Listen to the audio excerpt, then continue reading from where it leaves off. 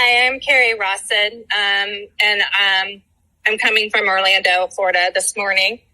I found out early this morning that there was an article released that my father potentially had a connection to a cold case from June of 1976 in Oklahoma.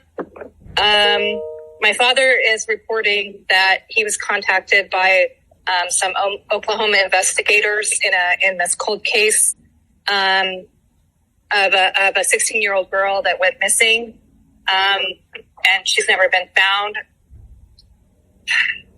He said that they reached out to him in January and interviewed him at the El Dorado Correction Facility.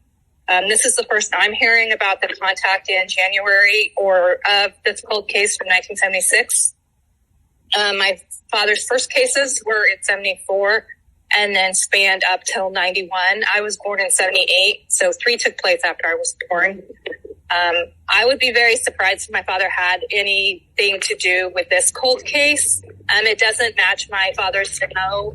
Supposedly the young woman left a laundromat with a man and 2 other women.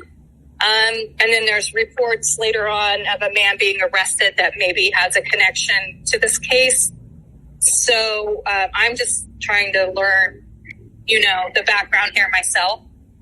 As far as I know, my father only committed the 10 murders that he confessed to the first night of his arrest in 2005 and pled guilty to in June of 2005. I've been told several times by retired detectives that worked my father's cases that my father only committed the 10. They found souvenirs of my father's crimes, driver's license and jewelry, things like that, underneath the floorboards in my house or my parents' house, the one I grew up in. So I've been told that if he had committed other crimes, there would be other items from these crimes. And my father kept really meticulous Nazi-like records in his BTK binders of who he stalked over the decades. And the police did go check on all of those cases and check on the welfare of everyone. I guess my only other thought is that the Oklahoma police, maybe just one of my dad's general thoughts on some cold cases or his opinions. Occasionally, police do have to go contact my father to ask him information on certain cold cases to make sure he wasn't involved or just doing their duty or wanting his opinion. That's my thoughts right now. The only cold case or the unsolved case I had been concerned about was the Fager case in Wichita. It was in the late 80s. I would have only just been 10 or 11. 2 girls, they were teenagers. They were strangled, placed in a hot tub or near a hot tub, and their father was shot. There was a man arrested. He went on trial. He was found not guilty, basically on some technicalities.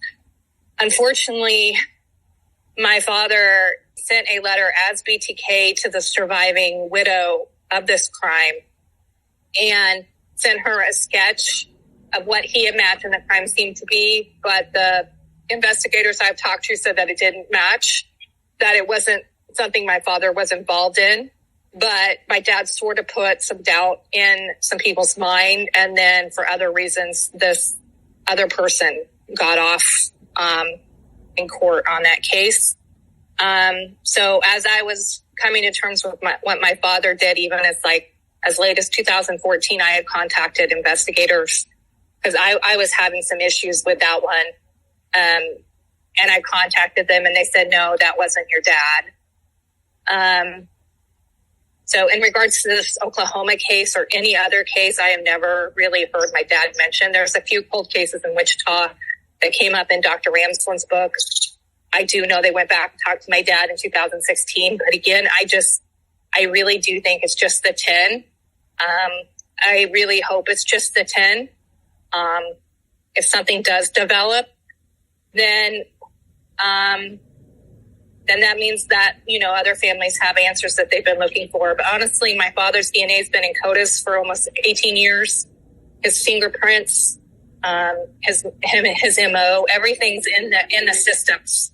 And so I'm really surprised that, something might be flagging now. I would be really shocked my dad was involved in this one.